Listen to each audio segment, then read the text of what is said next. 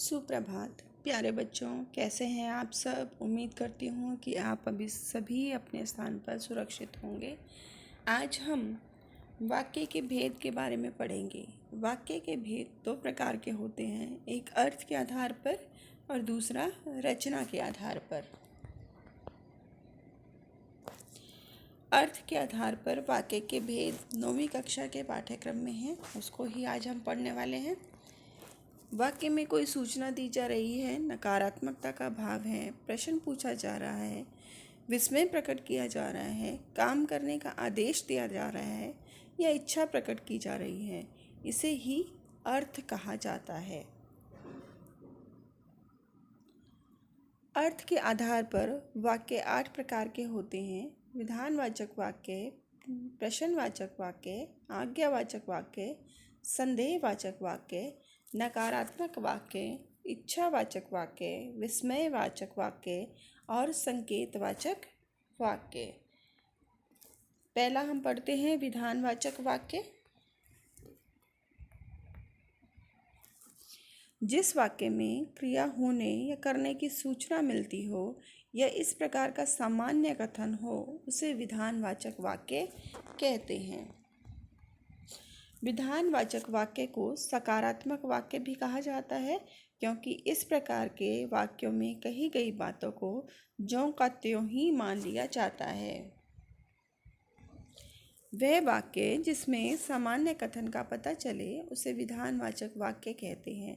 यानी जो वाक्य सरल होते हैं, अपनी बात हम सीधे तरीके से कह देते हैं, उसे ही हम विधानवाचक वाक्य कहते हैं। उदाहरण देखते हैं। पक्षी घोंसले से उड़ चुके हैं। कविता ने पाठ याद कर लिया है। नदी में बाढ़ आई है। विजया ने दौड़ में प्रथम स्थान प्राप्त किया है। यहाँ पर सभी के सभी विधानवाचक वाक्य के उदाहरण हैं। दूसरा है हमारा निषेधवाचक वाक्य या नकारात्मक वाक्य। जिन वाक्यों से क्रिया ना होने या ना किए जाने का भाव प्रकट होता है, उसे नकारात्मक वाक्य कहते हैं। उदाहरण, इन वाक्यों की पहचान ना, मत और नहीं देखकर की जा सकती है। यानी इन वाक्यों में आपको कहीं ना कहीं ना शब्द का प्रयोग मिलेगा, मत शब्द का प्रयोग मिलेगा और नहीं शब्द का प्रयोग मिल जाता है। उदाहरण देखते हैं। पक्षी घोंसले से नहीं उड़े हैं। कविता ने पाठ नहीं याद किया है।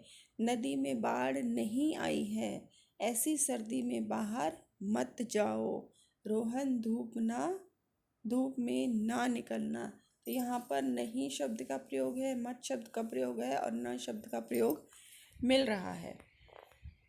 तीसरा है प्रश्नवाचक वाक्य। जिन वाक्यों में प्रश्न पूछा जाता है तथा जिनमें कुछ उत्तर पाने की जिज्ञासा रहती है, उसे प्रश्नवाचक वाक्य कहते हैं। क्या, कब, क्यों, कैसे, कौन, किसे, किसका आदि प्रश्नवाचक शब्द देखकर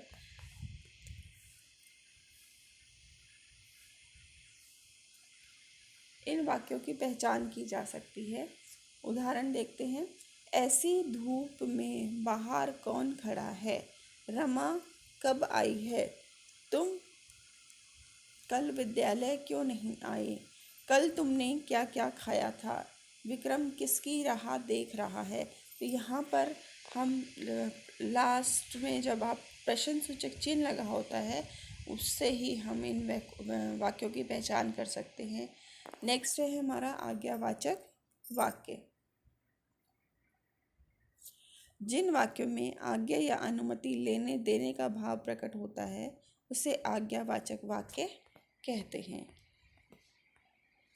इन वाक्यों का दूसरा नाम आज्ञासूचक या विधिवाचक वाक्य भी होता है।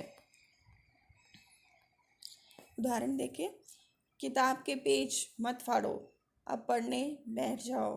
दीवारों को साफ कर दो। अपने जन्मदिन पर एक पौधा लगाना। यह काम कल तक ज़रूर पूरा कर लेना है। यहाँ पर आप देख रहे हैं इन वाक्यों में आज्ञा दी जा रही है, काम को करवाया जा रहा है, तो यहाँ पर क्या होगा, आज्ञावाचक वाक्य। अगला है हमारा इच्छावाचक वाक्य। इच्छावाचक वाक्य जिन वाक्यों में वक्ता की इच्छा, कामना, आशीर्वाद आदि का भाव प्रकट होता है उसे इच्छावाचक वाक्य कहते हैं।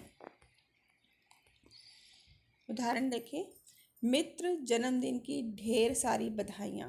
ईश्वर करे आप खूब उन्नति करें। हमने चाहा कि हम साथ साथ रहें। काश यह समय सुमन साथ होती, इस समय सुमन साथ होती। मैं चाहता हूँ कि सभी स्वस्थ हों।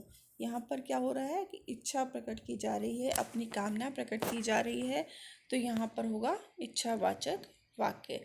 नेक्स्ट है हमारा विस्मयवाचक वाक्य। विस्मयवाचक वाक्य, विस्मय का क्या अर्थ होता है कि आश्चर्य होना या हैरान हो जाना। जिन वाक्यों में आश्चर्य, हर्ष, घृणा, प्रसन्नता, शोक, दुख, भय आदि भावों की अभिव्यक्ति हो उन्हें विस्मयवाचक वाक्य कहते हैं। विस्मयवाचक वाक्यों की पहचान वाक्यों में अहो, आहा, हाय, छी, अरे देखकर की जा सकती है। ऐसे शब्दों या वाक्यों के अंत में लगा विस्मय चिन्ह को देखकर की जा सकती है। जैसे जिन वाक्यों की क्रिया पूर्ण होने में संदेह होता है उन्हें संदेहवाचक वाक्य कहते हैं। इसके उदाहरण हम देखेंगे पहले।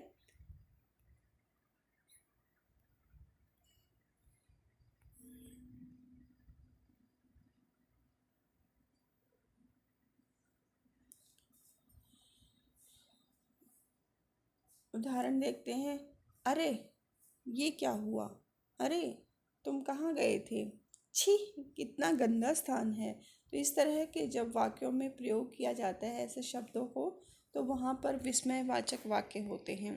अगला है हमारा संदेहवाचक वाक्य। जिन वाक्यों की क्रिया पूर्ण होने में संदेह होता है उन्हें संदेहवाचक वाक्य कहा जाता है।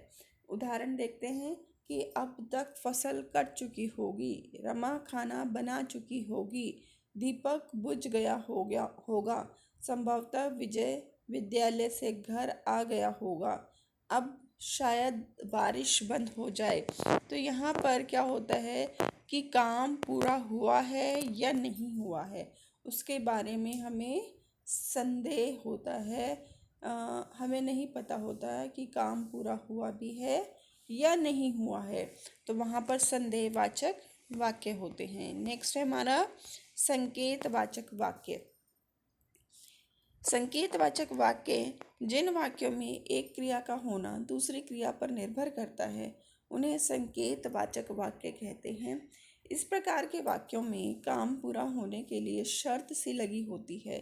संकेतवाचक वाक्य की पहचान यदि, अगर जैसे शब्द देखकर की जा सकती है।